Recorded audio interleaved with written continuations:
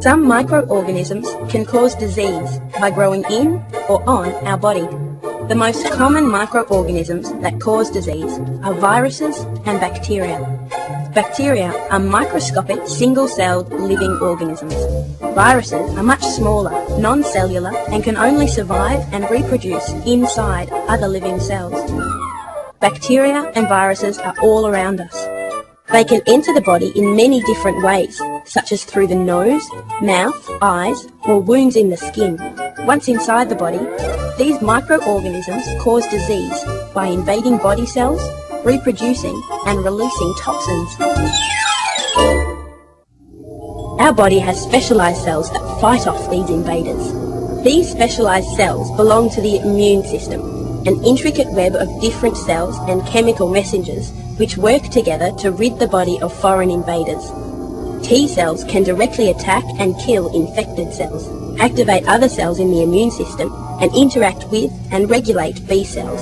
When a disease-causing microorganism attacks the body, specialized white cells called B lymphocytes make antibodies. Antibodies are proteins that bind to the invading organism and stop it being able to reproduce or invade cells. The organism is then unable to continue infecting the body or causing disease. Antibodies are very specific. A particular antibody will only react with a particular component of an organism. Sometimes, the body makes enough antibodies to repel the invaders completely. The first wave of antibodies made is the primary response. Sometimes, the body can't make enough antibodies. The body can't defend itself adequately, and the person gets sick. In both cases, a group of cells is primed to remember that particular microorganism again. When the microorganism tries to invade a second time, these primed cells pump out antibody more quickly and in greater quantities. This is called the secondary response. This level of antibodies is usually enough to stop the person getting sick again. If they do get sick, the disease is usually milder.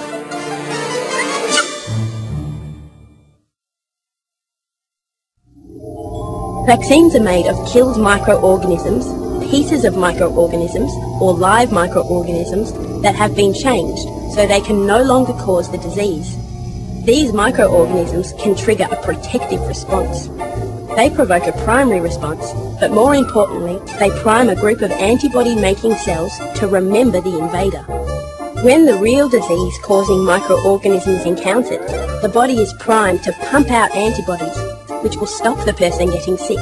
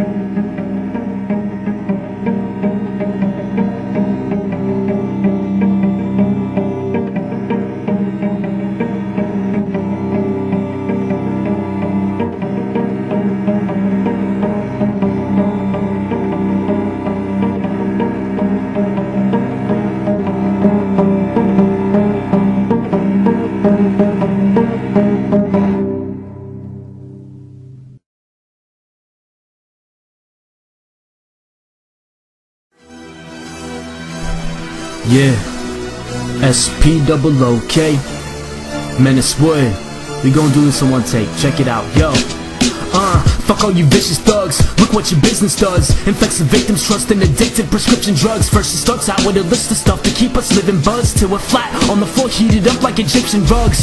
A society with villain fuzz, killing us, corrupted in secret arrangements behind them Mr. Bugs. And they got clips and slugs ready to use them and aim, steadily shooting our brain to metal confusion. Insane practices to attack us with tactics quick to tackle and smash your lips with a passion to snatch your shit. It's a mystery why the pharmaceutical industry turns our visions and tunes into computer screen imagery. Wait, of course it's not. It's fucking obvious. The FDA wants money, so of course they're not stopping this. It's an apocalypse of modern day zombies, remodeled and then molded into pottery quandaries, and probably sawdust bees struggling to get to the top and reach quality quantities of pollen and longa trees. Well fuck that, I'm not trying to be a lab rat. I'ma keep spitting mad raps full of fat facts until you fuckers listen that their ambition is mission to piss in your wisdom and question destructive children. Then stop your knowledge, they pop into your pocket and rock it into your wallet, then profit from all your dollars. The food companies feed the public food to make us die, generates cancer and heart disease, and you really still wonder why? Come on dog, think about it, it's in front of your eyes. They do this so we have to buy the drugs to stay alive.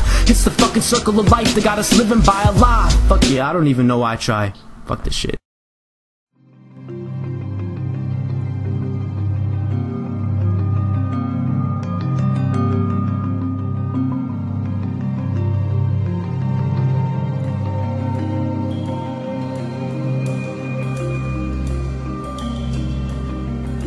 Well, opiates work. I mean, that's why we use them. That's why we always use them. The only thing is, we know we're always tickling the dragon's tail and run the risk of addiction.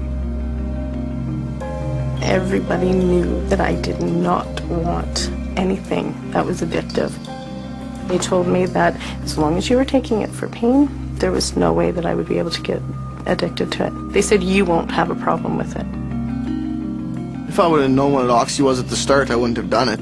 You hear crack, cocaine, or heroin, it sounds pretty dirty or, pretty dangerous. But, prescription drugs for my back, it sounds no different than aspirin or Tylenol, just a little bit stronger, so that's what the misconception was, because it was made in a science lab, that it was healthier, it was alright, but it wasn't. Addiction to prescription opiates is a growing crisis that crosses all social and economic levels. Whether it begins with efforts to treat pain or with the use of illegally purchased prescription drugs, the impact is devastating on individuals, on families, and communities. What happens when powerful addictive medications are made widely available to the general public? What consequences result when these medications are used for purposes other than those intended? What are the responsibilities of drug manufacturers, government regulators, and of prescribing doctors in ensuring the informed consent of those who might need to use these medications? How can we balance the needs of people in pain with the need to protect patients from the risks of addiction? And how should we respond to individuals, families, and communities for whom the use of opiate drugs has gone horribly wrong?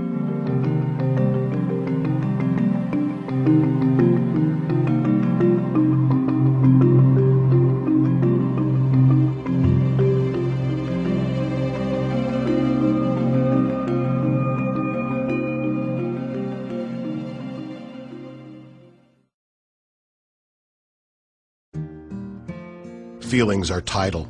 They come in waves. Don't be the sandcastle. Don't confuse how you're honestly feeling with who you honestly are. Feelings are tidal. They come in waves. Don't be the sandcastle. Be the constant, honest witness to what washes in, washes over you, and rolls out to sea. See what you are feeling without being washed out to sea.